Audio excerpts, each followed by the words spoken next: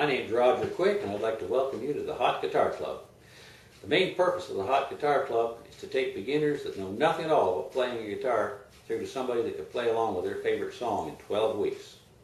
You know, it was nearly 50 years ago I developed a method, a real simple method for learning guitar. It's simple, it's relaxing, it's non-professional, it's enjoyable, and it works. You can do it too. Now we're going to assume that you know nothing at all about a guitar. So we're going to show you how to tune your guitar, how to hold your guitar. We're going to teach you how to pick your guitar, how to strum it. We're going to teach you chord progressions. We're going to teach you how to use the number system. And we're going to keep you involved. We're going to help you stay where you can really learn. We're going to give you some limited personal phone consultation.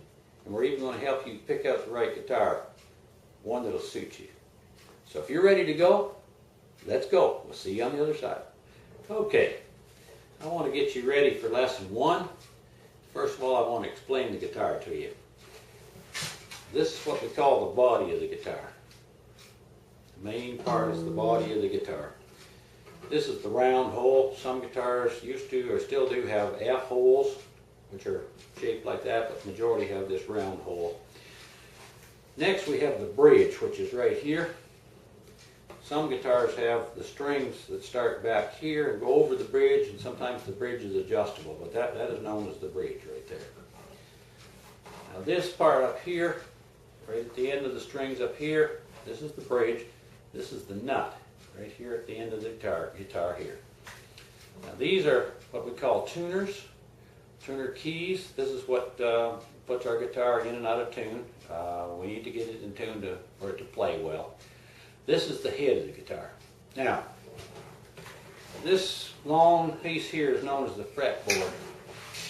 And the reason this is called the fretboard is because it holds these frets. See these metal strips, they're known as frets.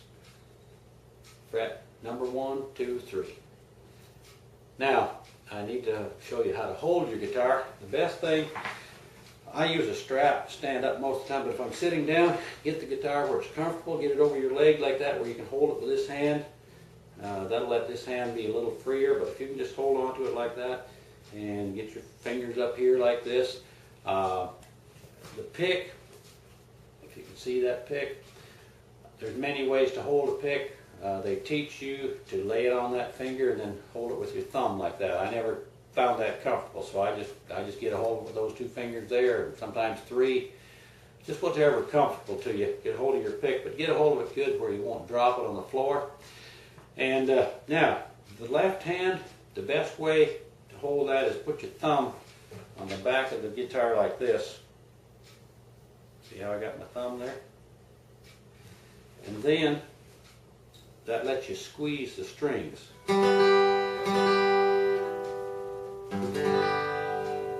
Way I've laid my thumb on there. Sometimes it's standing on the end, sometimes it's laying down like that. Now strumming, we need to, picking we do, strumming we go. That's referred to as a strum. Later on we'll be saying bass and strum. That means hit a bass note, then a strum. Bass, strum. Now this week, that's a G chord I'm holding there, and that's one position. This is another method here. This is the one Josh is going to be teaching you. First of all, he's going to show you this chord. Very simple G chord and a very simple C chord. He's going to show you those 2 chords. So just stay around. Josh will be here with lesson number 1 in just a few minutes. Okay, I'd like to show you how to pick out a good guitar.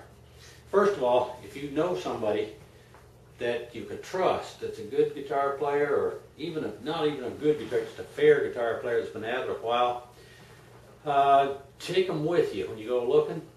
But if he's a person that just likes to spend money or gets one, just get one that looks good, do it yourself. But here's what you need to look for. First of all, look right in here, right in there.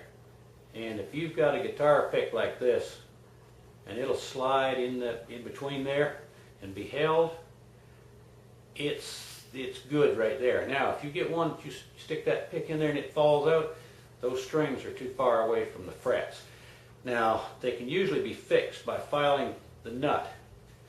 And by the way, I didn't tell you what the nut, this is what they call the nut on the guitar right there. But I'd stay away from that if you can. Just get one that is close here, but not rattling. And then when you get up here, way up here, the guitar pick will fall out of there, but it should almost stay in there. If it's much farther away than that, unless your guitar has an adjustment here, stay away from that guitar. You don't want the strings too far away from the frets up here. Now, a decent guitar will have a steel truss rod, and I know you can't see it, but if you look right in there, you might be able to see it. There's a little hole right there, down in there.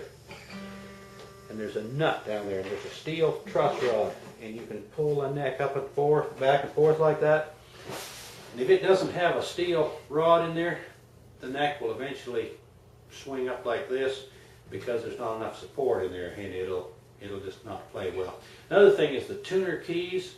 If you take the guitar and play a note and then put it out of tune, if you turn that tuner, I'm not turning, I'm just showing you, but if you pick that note and you turn it and it doesn't react right away, you better stay away from that guitar. It should, look at this. As soon as I turn it a little bit, it starts to change. Listen. Now watch.